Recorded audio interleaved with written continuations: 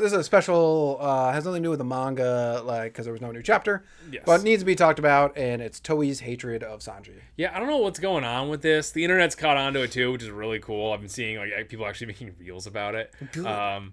It's like they hate Sanji I know. like a lot. Aggressively. And it's like, it was one thing when Egghead first started all the way back when I was a young boy. And definitely a lot younger. like 6 months ago. Yeah, I had a different life then. It was like a year ago almost, actually. Yeah, probably more than Because this is core 2 of Egghead. Yeah, but when Sanji got chucked against the wall by S Shark, that was probably only like 7 months ago. 7 months ago, that was 6 months ago was the anime ended. The core one ended. Yeah, and then a month before How many episodes was Egghead? Kitsuyatsume. I don't know. But anyways, while you go on with your resign, back when S Shark threw Sanji against the wall in that very, very intensely animated throw for some reason, that's not in the manga, and that's where like everyone was like, "Oh man, Toei doing him dirty here, blah blah," or making him act like a dog, which also wasn't in the manga, which is really weird. Mm-hmm. But it actually, I thought that's where it started, but it actually goes back farther than that. It goes back to Wano. When the big scene with Marco finally being like, pretty much Marco handing off the torch to the next generation. It's like the stars are here now, and or in the anime he says the star is here, and it's Zoro that jumps over, and then Sanji like comes in behind him. Great scene and all that stuff. But in the manga, I didn't know this. Marco says the stars are here, and then it's both of them show up at the same time, and it's like, why'd you cut one? Why is it all, so like, weird? I keep seeing all this stuff where it's like the director of this or whoever who's working on Egghead or Wano was like, I really like Zoro. Zoro's really cool. I like Zoro. It's like, that's great, but that doesn't mean you gotta hate Sanji. They're doing the Hermione Granger. Yeah, I think that might be what's happening. From Harry Potter, which still to this day, side note, I'm just going to say the guy who wrote, if you don't know this from Harry Potter, Hermione Granger is not as badass as she is in the. She's badass. But they literally make Ron lamer and have her steal Ron's lines. Yeah, in the movies, big moments. Yeah, too. big moments, like when they call out what's his name? The stupid mouse rat guy.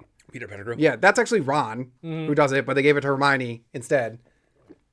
I don't know why. It's very weird because the writer of one of the big writers of the Harry Potter movies really liked Hermione, and you can see this in interviews. He really says, he's like, "Oh, I really like the character Hermione," to the point where it's like, maybe check on that guy. Yeah, maybe check on his computer. Yeah, because really liking that character that much is really weird. But anyway, that's a child, sir. Yeah, it's a child, sir. But even if you like Zoro a lot, is it like? But if you like Zoro, you would like Sanji. I don't know, because they're like a pair. Yeah, but maybe he thinks that like any screen time Sanji gets, Zoro should get more of it. But what's blowing my mind is they're making Sanji look not even just like cutting him out of stuff like the big pancake debate or pancake debacle.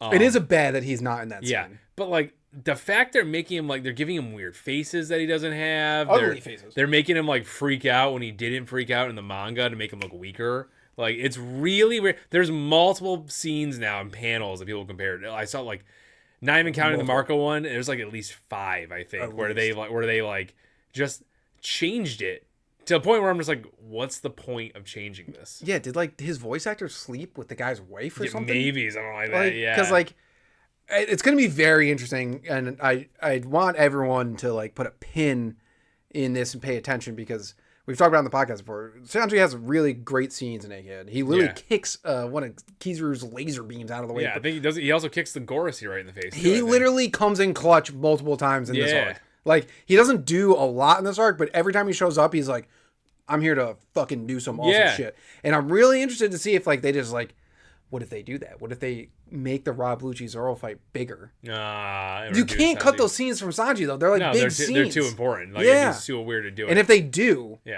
then it's like, if they do, it's gonna make me worry because it's like, because like clearly Oda doesn't.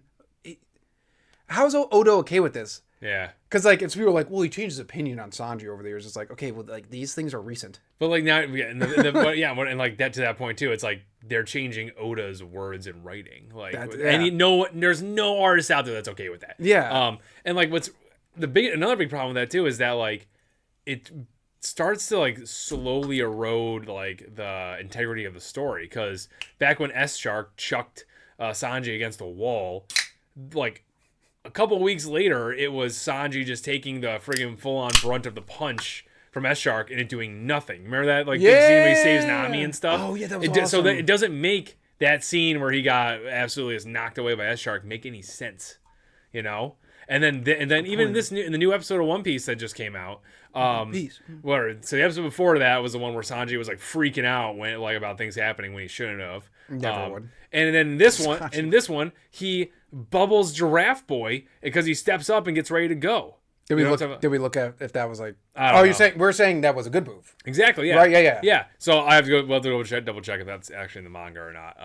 But like those two scenes don't make a lot of sense because one's a high stake situation that he's or actually no, a low stake situation that he's freaking over, and the one's a high stake where he acts cool, calm, and collected. When has Sanji ever freaked out about a battle situation? Yeah, that's what people are talking about online right now. It's like this doesn't make any sense that this is happening. If a bunch of drag queens are chasing him, he freaks out. Yeah, but like, when has he ever freaked out about a battle situation? No, he's like, can you remember? No, I really can't. He was like about ready to face down Kuma with Zoro all the way back in Thriller Bark until Zoro knocked him out. Like, he's a ride or die as well. So it's very confusing why this is happening.